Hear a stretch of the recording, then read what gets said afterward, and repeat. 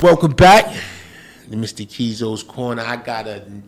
I ain't even gonna say a special guest. I got my man's in the building tonight. My man Malik Dupri, the youngest in charge in the fashion industry, taking it over. I appreciate you bringing me up here, man. I'm happy to be here. Man, for sure. You know, I've been trying to get you up here for a while. You know what I'm saying? So, you know, I'm gonna have you. I'm always gonna support, man. Like, I appreciate it. You know, and I think that's something that we got to do as black men. You know what I'm saying? Is lift the next black man up the ladder. So, you know, I've been blessed. So whenever I could do to help somebody else, you know what I'm saying? Not all you niggas, but you know, some of y'all. But you know what I mean? Like I definitely, and I see a lot of me and you know what I'm saying? So, and I see your grind, I see what you're doing. You know what I'm saying? You on top of your shit. Like you're not out here playing no games. You know what I'm saying? We can't. Yo, I'm turning 30 this year. No more play. Yeah, come on. We up there with the big boys. So all I'm gonna say is I'm grateful to be here and I'm thankful for you. So thank you, man. Thank you. Yeah. So let's start from the beginning because when we first met, right? Yeah. He was like, you know, I was playing football, you know, I was doing into the sports thing, you know, then I went from there and then I was a doctor. And I was like, doctor, how did you wind up in the fashion industry? So tell people about your journey and how you got there, man. What I'm gonna say for real, like even playing football, like that instilled like the grind mentality within me. You know, any athlete, anybody who is even like an entrepreneur, you have to grind. Right. So I was captain of my football team in college, high school. I was an All-American in college, and actually I had some NFL hopes. That was, that's plan A, because you signed a little $100 million contract to just play football. That's crazy. Yeah. That's crazy. So I went to a Division III school, Ithaca College, and I went to a combine from there, but didn't get drafted by any teams, and I would have had to take the CFL route. So if you're familiar with that, there's not a high possibility of making it to the NFL, and I would have had to drop out of physical therapy school, and I wouldn't be able to get my doctorate. Right. So my whole life growing up, like my main goal was to make my parents proud, and I knew like my mom, my dad, like they just wanted me to finish school and be set up for success. So I made sure that I got that, and that was the start of all of it. So I got my doctorate in 2018. And so the school that I went to, it was an accelerated program. It was a 6-year doctorate program. It was a 7-year, but I finished it in 6. Okay. So you only have 4 years of football eligibility. So after the 4 years, I still had 2 years on campus that I was there, and I wasn't allowed to play football. So I was like coaching, like fake coaching and, getting paid to just go to practice. But I was like, let me do something with my popularity and, knownness on campus. So I started another clothing line. It's called Savage Ruthus. Right? You got another one now? Yeah, well, this is what I started in college. Okay. I had a business partner. He was at another college in Nebraska. So I brought this brand onto the campus in 2017, and that was going crazy. Like, that was my start into the fashion world and entrepreneurship. And from there, that's where I learned how to like handle a business, so I started that one. And then once I moved back home, I knew I wanted to create something myself. And that's where Malik Dupri came about. Okay. Yeah. I had some football dreams. I started playing young. I started playing at like 8. And I think I went from like 8 to 13. Yeah. And then when I got to 13, they had like... Where you were playing for? I was playing for the Tomahawks. Okay. I used to play Springfield Rifles. Yeah, I was going to the Tomahawks because Springfield was on the other side. And I don't even remember how I got there. My mom just took me and my cousin down to... He ain't last one practice. He did one practice, and he big. He like 6'5", 6'6". Man. But he ain't last one practice. He went to one practice and he was like, this is not for me. Yeah, and I stuck it out for like 5 years, almost 6 years. But I think for me, I didn't have the family support. We was growing up, welfare. My pops was gone. He had just left. So, I'm out there dolo, like I'm riding my bike. Fortunate. I'm riding my bike like 5 miles to the joint, and practice. then my knuckles hurt, my feet, my toes hurt, and then I got to It's like ride the I'm bike torturing back. myself for what? You know what I'm saying? Yeah. And then everybody's parents is there with the video cameras, and I'm out there like By crickets. yourself, You know what I'm saying? I'm looking at nobody's filming me, nobody's Riding getting the nothing. bike So I home. was like, you know what? I think actually the last straw because we won the championship, and my moms didn't have enough money to get me to the event to get the trophy, and then I was just like, what am I doing this for? I don't know if you ever put thoughts into it, but that created a monster in you, Yeah. I mean, I created. I had a lot of drive, like because I was a little guy. You know what I'm saying? But I was mean and tough. So. Yeah. I did that for a while, and then after that, I picked up a basketball, and that was it. I mean, I used to live, eat, and die football. Like, you couldn't rip me away from the TV on the weekends. That's when it only came on the weekends. So, but yeah, so, I know I met you a few years ago, and, I actually got on your glasses now. I think these are the glasses. The good pair right there. Y'all see them, right? I wear these on every interview. Come on. I might have wore a couple, maybe one or two other times, but these are my mainstays right here. I get so many compliments. I just Those don't are want fly to take right them there. off, Those man. are fly. Those are different, Yeah, I don't even take them off. They be like, what are those? I'll be like, these Malik Dupri. Yeah, the Dupris. Come on, we're going crazy. Yeah, but we met, like I said, a couple of years ago. And I watched you and talked to you, and I seen what you've been doing.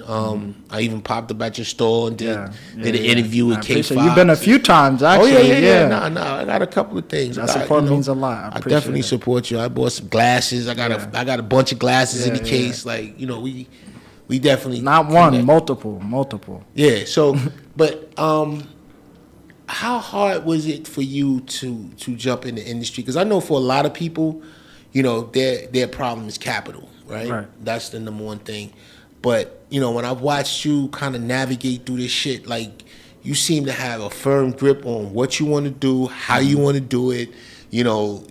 Every time I see you, be like, yo, I got a shipment coming next week. I got this coming. Like, you always got something coming in. And I know for me, talking to a lot of people in the industry, cats be like, yeah, I'm trying to get this off the ground, and if you can give me a little help. And I always tell people, like, for me to help you, you're not ready for the people that I'm going to put with you. Right. You know what I'm saying? Like, these cats got minimums, and you're not there yet. So, but how hard for you was it to jump into the fashion industry? Because you seem to have this connection. From when I watch you and around your people and around your circle, you seem to have this connection that everybody just gravitates to you and they support you. Yeah. So, break that down for me. For starters, I give all praise to God because I would not be here without him. And a lot of it is really the game planning behind it. There's a lot of, sleepless nights and a lot of hours that we put in that people don't see, and a lot of figuring out. I talk to, I'm grateful to be able to call you sometimes. I talk to other business owners, and a lot of it is figuring everything out along the way. You're going to be faced with obstacles and controversies no matter what you do. Right. And if you're determined to do something, if you really are, you're going to figure it out. So when I started up this business, I started with just the sunglasses. So now I have everything. I have, shoes, pants, shirts, everything. But when I started off, I started with about, I want to say 100 sunglasses. And the capital that was required for that wasn't crazy. But it was a slow grind, like a slow build, slow progression. And I knew exactly, how it would go from the start. So I was like, all right, let me just make sure I stay focused. And whatever money comes in, I reinvest that. And reinvest. And it's been like a revolving circle. So it's never been like I'm just doing this and outside and blowing money in the club and that's when people go wrong. That's the main thing, because that's your re-up money. You know, when once you out of that, then the whole business is shot, because you can't do anything there. So it really comes down to the discipline and the planning behind it. So I try to stay as disciplined as possible and make as much right decisions that I can, I just man, I see you. It seems like your shit is like effortless. I know it's not. I know you do a lot of work in the background. I see the videos you put together. Yeah. I see the time that you take to really promote your stuff. But when I look at your page, I'll see a video and be like, an hour ago, 12,000 likes. I'm like, damn, Dupri hit hard. Like, god damn. Like, but for the people out there, tell us, kind of break it down. What's the process that makes it seem so effortlessly for you? See, that's a good question right there. I think for starters, is staying true to yourself, right? So when you can organically be yourself and not like try to force content and not try to force a persona of what you are, like people really feel it. And even like the energy that you bring to the table, like sometimes I'm outside and I'll run into any artist, you know, and I'm able to go talk to them and tell them my story, and it's real life and it's real, you know, I'm coming to them with the things that I've been through and the things that ultimately I see that they could play a part of, and they latch on to the brand as well. And I feel like just the energy that I give out is the energy that I receive as well. So I tell a lot of people, like, just be yourself, you know, and a lot of it too is, you know, not really caring what people have to say, because there is hate behind everything, you know, and if you give into that and, you know, you put energy into that, that might stop you from doing certain things. But, you know, you ultimately got to focus on the positive and the people that are supporting you and the people that are pushing you to be greater. So it's been a journey. One thing I like about you is you have natural progression. You know, you started with a kiosk. You know what I'm saying? Then you went from the kiosk to the store. You know what I'm saying? Then you just keep elevating. I know we were talking a couple of months ago. You were talking about getting another store or moving out of that store. But my thing with a lot of creatives is everybody want to go to from zero to 100 real quick. And I'm like, bro, if you made 200,000 last year, why are you talking about you want to make millions of dollars this year? Make 400,000, 500, 600,000. You know what I'm saying? And then the year after that, make 1.2. Like, just take it. And that's for me, you know, like I said, that's why I said I see a lot of us in you, because we took the same steps. Like, we started small. Well, we thought we was gonna have a little store and, you know, sell a couple of products out of it, and, you know, it didn't happen that way. We wound up, you know, blowing up even bigger. But even when we got to that next stage, it was always the steps that we took. It's like, what's next? Thoughts. What we about to do next? Yeah, because even when we got hot, you know, we were heating up around 94, 95. When I mean heating up, I mean there were people from like Seattle, Japan, other places buying our stuff, not just the neighborhood. And we did a lot of the Black Expo, so that exposed us to different states. But planting those seeds in the Black Expo, we didn't realize how much of an impact that would have, because we didn't have social media. We didn't have all this, you know, phone shit. Everything, you know what I'm saying? For real, word of so mouth. We had to be there. We had to actually have the product there to sell.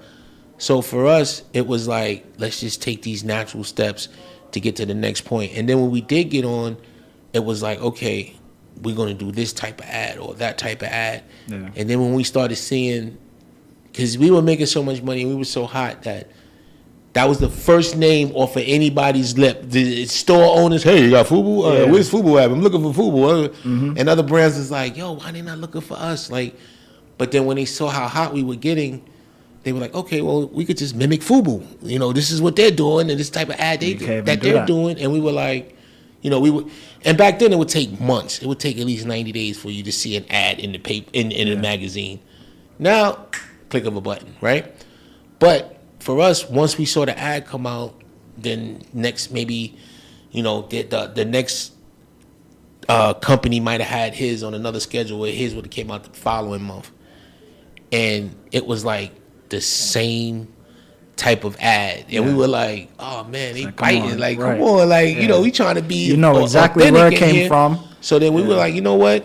We're going to touch in places that other people can't. They can't go. So we started doing the BMX, the NASCARs, the things that people couldn't do. Yeah. So if you put up a picture of a NASCAR with FUBU all over it, you couldn't do that because you didn't have that. So that kind of separated us from the pack a little bit. But for us, I know when we were coming up, we had the liberty, like yourself, to do what we wanted to do. A lot of people don't have that liberty. And like I said, sometimes that goes back to capital. Yeah. You know what I'm saying? Because if you have an investor and he's looking for a return, an immediate return, sometimes you don't got that time to play around and try to figure things out. One thing I'm going to say based off what you said, that slow progression is important.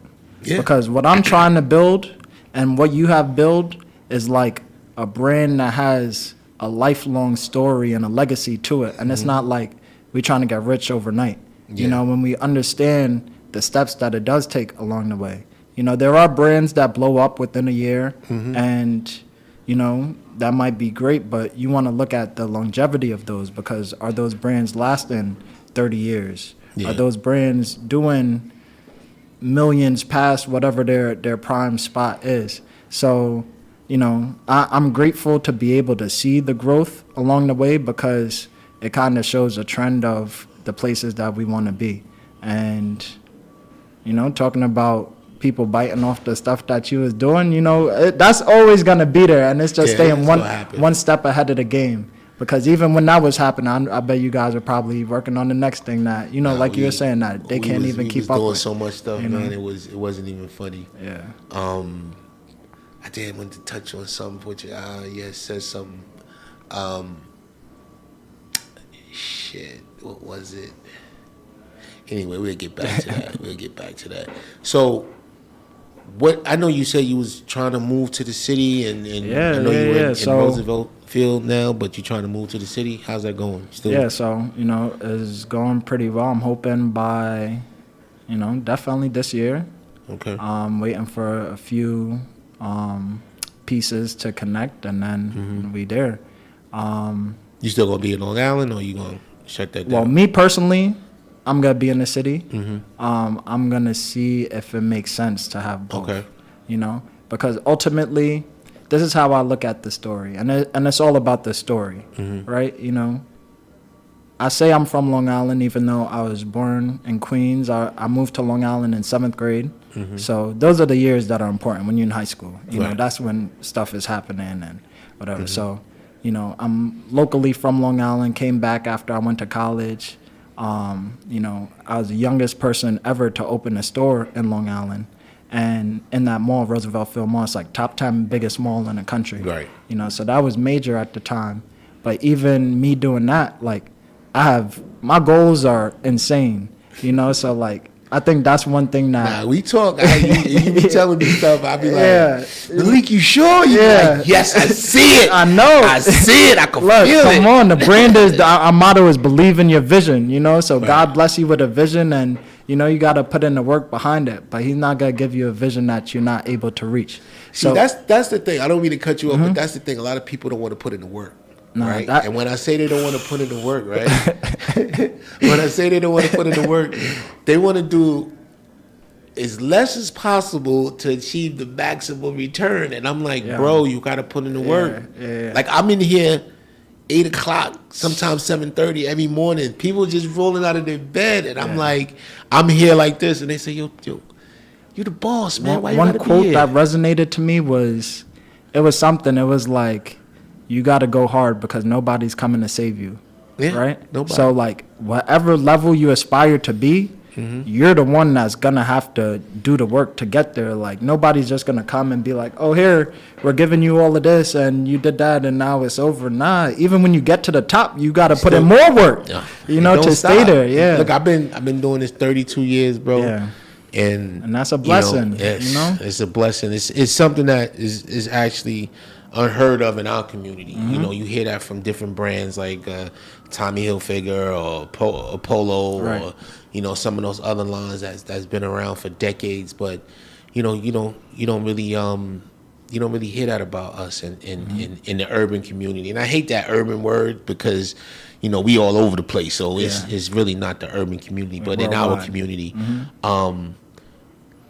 One thing I did want to say was, How hard? No, actually, you know what? I know you mentioned your goals, right? Yeah. What are some of your goals?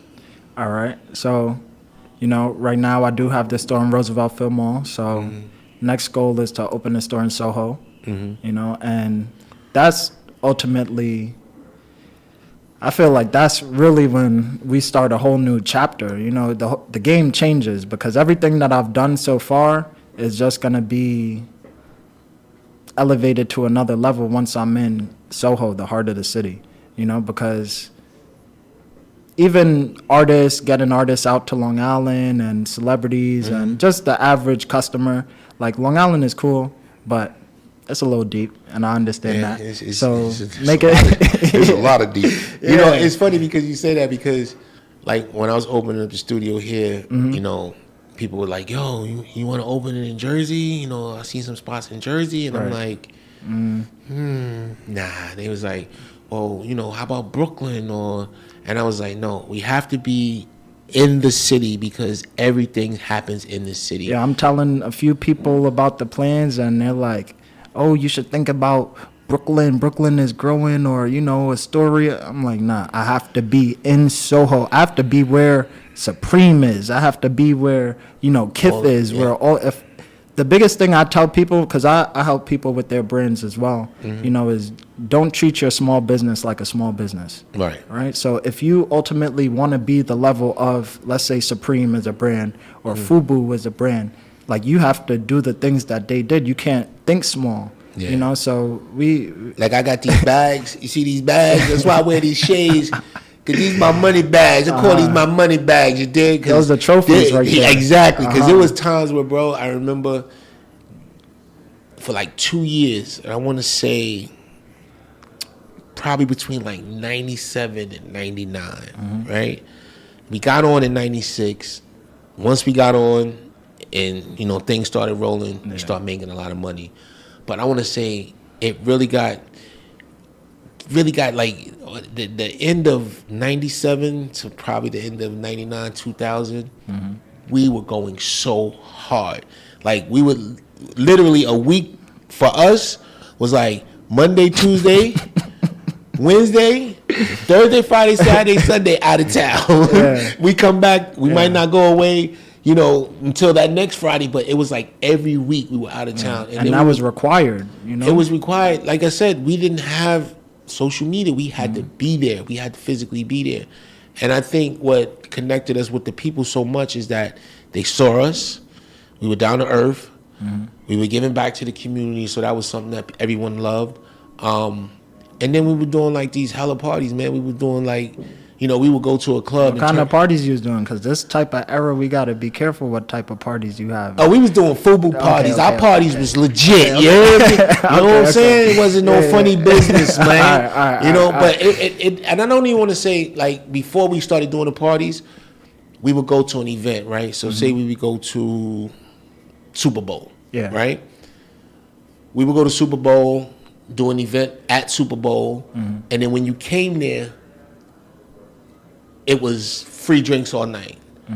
So that already set the stage. Like, you ain't gonna buy no drinks. Oh man, like we get lit up in here. And then we always had Kid Capri. Like, so Kid Capri tore the parties down. Our parties in Vegas at Rum Jungle were legendary because what we would do is we would go get like 200-300 girls from LA, have them get all dressed up in black or whatever, and bus like 2-3 buses to Las Vegas, and then we would put all the girls in the club, so they would get there maybe around 6, 7, 8, whatever. You dressing them in FUBU? No, okay, no, just black. Just regular. Like, put them in the club. They would have on black dresses, whatever they had on. We would put them in the club. Then we would let 5 celebrities in at a time. And you wasn't no celebrity. You had to stand online. So you will see all these guys going in, all these celebrities going. He's like, yo, we got to get in here. We right here. And we would let 5 to 10 celebrities in at a time. So it could be like 20, 30, 40 celebrities in there and 300 women. They was like this. Yo. They was calling people, yo, you got to come to this FUBU party. Get me in there. But at the end of the night, you know, Kid Capri will be up there. He'd be doing his thing, and the place would be filled out, free liquor all night. Like, we really had a good time. Then it progressed to us turning the club into Club FUBU. So we bought this big ass sign. We put the sign. This is in sign. Vegas. Where was this? This is in various states. Wherever like, y'all went. Yeah, wherever we went, we would, like, if something was happening, we would have the sign shipped there. I know we did it in Atlanta. We had it in Atlanta for a long time, maybe for like over a year. We had this club where we had Club FUBU out there. Real quick question: you ever thought about that, making an actual club? No, not really. Okay. No, not really. Okay.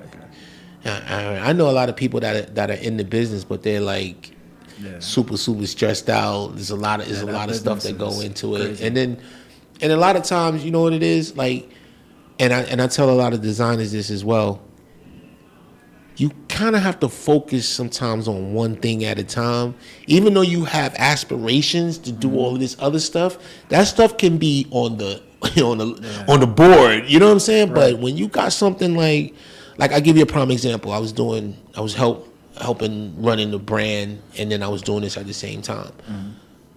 The brand was taking up like 75% of my time. So I was only dedicating 25% to this. So it was getting there, but it was like a snail's pace. You know what I'm saying? Even though we had dope people, we had dope guests, I wasn't giving it enough time and energy. Right. So then when I finally said, yo guys, you know, let me do this full time, then it started to pick up. The deal came through with U42. You know, I got a great team. Other people started coming in, and we started building.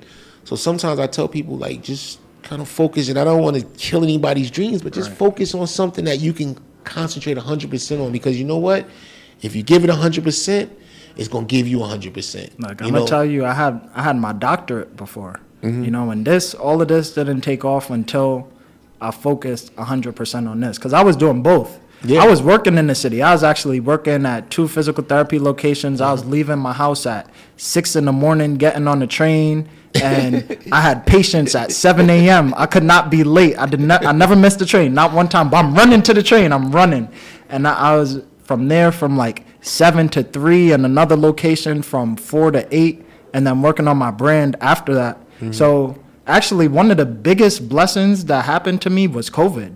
Right. You know, so when COVID came, everything shut down. You know, that's when we were in the house for like 2 months straight at one point. And then that's when I was like, all right, I have all this time on my hands. Let me focus on my brand, on my business. And that was the difference. And, you know, once I saw the time rewarded, I was like, there's no going back. Like, people ask me all the time, why don't you do physical therapy on the side? I can't even think about it, you know, because if I put any energy into that, it's going to be energy taken away from this. I don't even have enough time.